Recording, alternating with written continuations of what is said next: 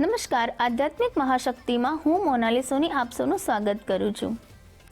આજે આપણે વાત કરી રહ્યા છીએ કે પંચમહાભૂત અને વાસ્તુશાસ્ત્ર સાથે કેમ આટલો ગાઢ સંબંધ ધરાવે છે અને શા કારણે વ્યક્તિના જીવનમાં પંચમહાભૂતનું આટલું બધું મહત્વ પણ છે। ત્યારે આપણે જ્યોતિષશાસ્ત્રની મદદથી વાસ્તુશાસ્ત્રના વિષય ઉપર જો વાત કરીએ તો પંચમહાભૂત એટલે આપણે સૌ કોઈ જાણીએ છીએ કે પૃથ્વી, આકાશ, વાયુ, જળ અને અગ્નિ, આ પાંચ તત્વ વાસ્તુશાસ્ત્ર મુજબ ખૂબ જ મહત્વ એટલા માટે ધરાવે છે કારણ કે વ્યક્તિ જે આ માનવીનું શરીર છે તે પણ પંચમહાભૂતોથી બનેલું છે। તેના જન્મથી લઈને તેના મૃત્યુ સુધી આ પંચમહાભૂતો દ્વારા જ વ્યક્તિનું જે પણ જીવન છે તે નિર્ધારિત કરે છે। તેમાં સર્વપ્રથમ આપણે વાત કરીએ કે પૃથ્વી તત્વ। પૃથ્વી તત્વ એટલે આપણા ધરતી માતા। બાળક જન્મ લે છે ત્યારે ધરતી માતા તેને પોતાની ગોદમાં સમાવે છે।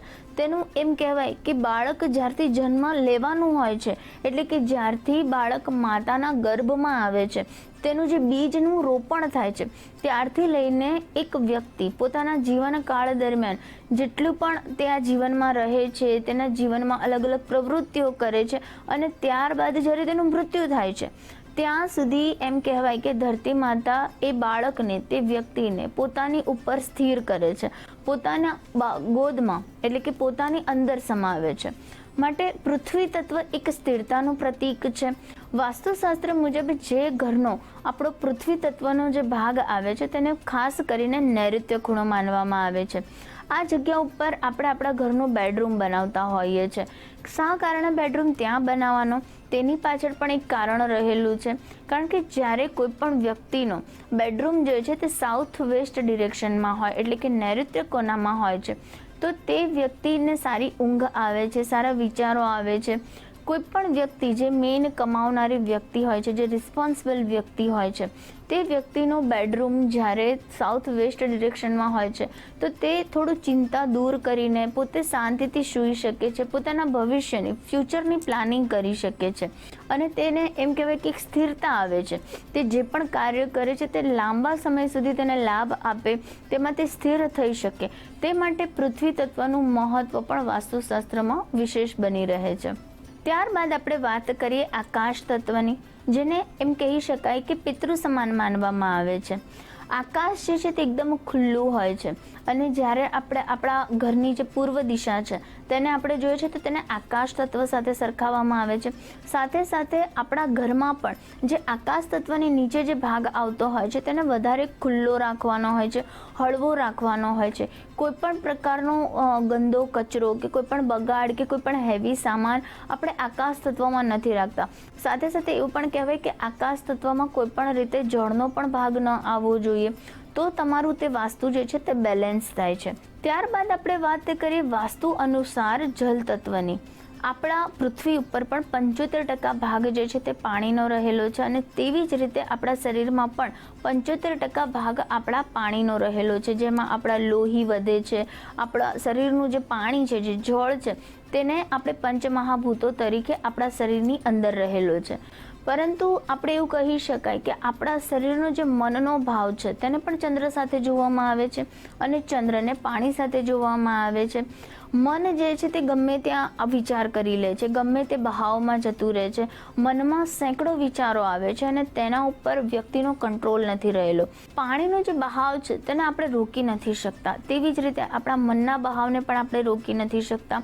જ્યારે વાસ્તુ અનુસાર દિશાની વાત કરીએ તો જે નોર્થ દિશા આવે છે અને નોર્થ ઈસ્ટ એટલે કે ઈશાનનો જે ભાગ આવે છે તે જળ તત્વની દિશા કહેવામાં આવે છે। ખાસ કરીને આ દિશા જળ તત્વની છે તે માટે ત્યાં આગળ અગ્નિ હોવી તે પણ એક મોટો મહાવાસ્તુ દોષ છે। સાથે સાથે એવું કહી શકાય કે આ જગ્યાને તમે ખૂબ જ હળવી રાખો કારણ કે તે જળ તત્વની દિશા છે અને સાથે સાથે આ જ જળ તત્વની દિશા પંચમહાભૂત તરીકે તમારા શરીરને પણ અસર કરે છે।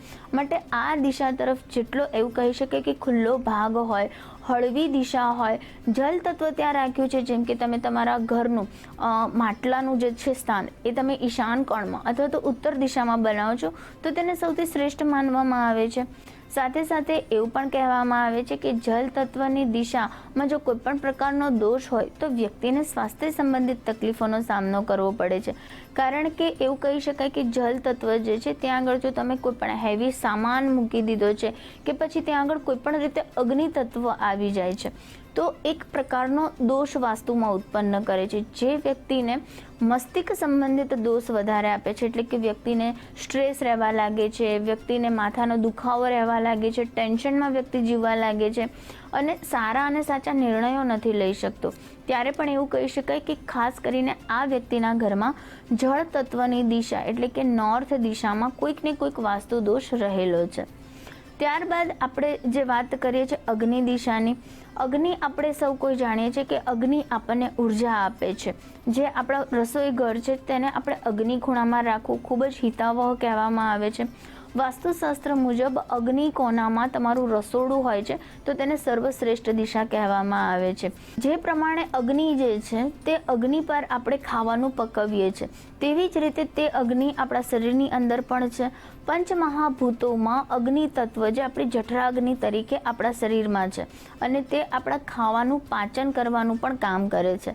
આ દરેકે દરેક વસ્તુ ઉર્જા સાથે સંકળાયેલી છે. ઉર્જા જે મંગલનું એક કારક ગ્રહ માનવામાં આવે છે, મંગલને ઉર્જા સાથે સાંકળવામાં આવે છે અને મંગલ જે છે તે સાઉથ ઈસ્ટ ડિરેક્શનમાં અગ્નિ તત્વ તરીકે પણ બિરાજમાન છે. જેવી રીતે મંગલ અને શુક્ર જ્યારે ભેગા થાય છે ત્યારે એવું કહી શકાય કે ત્યાં આગળ શુક્રની દિશા એટલે કે અગ્નિ તત્વની દિશા બને છે, જેને અગ્નિય ખૂણો કહેવામાં આવે છે. માટે એવું કહી શકાય કે અગ્નિ તત્વની દિશા પ્રમાણે જો તમારા ઘરમાં ગોઠવણ છે તો ચોક્કસથી તમારા શરીરમાં ખાસ કરીને પેટ સંબંધિત કોઈ રોગ તમને નહીં થાય.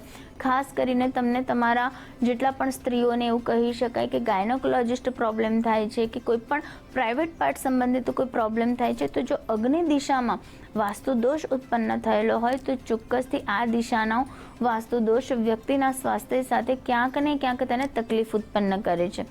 તો તમે જોશો કે જે આપણા પંચ તત્વ છે, ખાસ કરીને પૃથ્વી, આકાશ, જળ, વાયુ અને અગ્નિ, તે નિર્ધારિત આપણા શરીરમાં પણ દરેકે દરેક જે છે પંચ તત્વોને નિર્ધારિત જ આપણા શરીરની રચના કરવામાં આવી છે.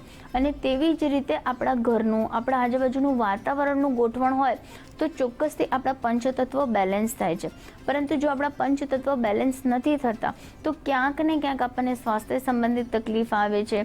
આપણા જીવનમાં આર્થિક, માનસિક, શારીરિક કોઈક ને કોઈક સમસ્યાનો ઉદ્ભવ થાય છે.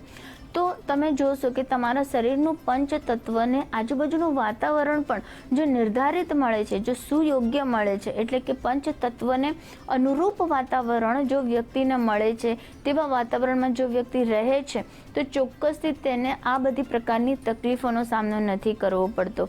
વિશેષ રીતે આપણા શરીરમાં 7 ચક્ર એટલે કે 7 ચક્રો છે. આ 7 ચક્રો પણ પંચમહાભૂતોને નિર્ધારિત જ ચાલે છે. સાથે સાથે આપણા શરીરની જે ઈડા, પિંગલા અને સુષુમ્ના નાડી છે તે પણ આ પંચતત્વ ઉપર જ એટલે કે પંચમહાભૂતોથી બનેલા શરીર ઉપર નિર્ધારિત કરે છે. તો આ બધાની ગોઠવણ જે છે તે સુયોગ્ય હોય, આ બધામાં જો કોઈ પણ પ્રકારનું સંતુલન ખોરવે તો વ્યક્તિને સ્વાસ્થ્ય સંબંધિત તકલીફ આવે કે પછી ક્યાંક ને ક્યાંક માનસિક તકલીફો ઉત્પન્ન થાય છે. કારણ કે ઘર એક એવી વસ્તુ છે કે જ્યાં વ્યક્તિ શાંતિથી સૂઈ શકે છે, આરામ કરી શકે છે, પોતાના ઘરમાં સ્થિર એક સ્ટેબિલિટી માટે પોતાના ઘરે વ્યક્તિ આવતો હોય છે. માટે તે ઘર પણ તે વ્યક્તિને અનુકૂળ હોવું ખૂબ જ જરૂરી છે. તો આ રીતે તમે વાસ્તુ અને પંચતત્વ નો જો તમે બેલેન્સ કરો છો તો પણ તમે બહુ બધી તકલીફોને દૂર કરી શકો છો. અને વિશેષ રીતે જો કોઈ વ્યક્તિને સ્વાસ્થ્ય સંબંધિત તકલીફ હોય તો ચોક્કસથી તમે તમારા ઘરના વાસ્તુનું નિવારણ કરવું જરૂરી છે. તો આ સાથે તમે પણ પંચમહાભૂતોની જે વાત મેં તમને કરી છે તેના તત્વોને નિર્ધારિત તમારા ઘરની ગોઠવણ કરો અને વાસ્તુ અનુસાર તમારા ઘરની સુયોગ્ય ગોઠવણ છે કે નહીં તેનું પણ તમે નિરાકરણ કરો. તે સાથે હું રજા લઉં છું. નમસ્કાર.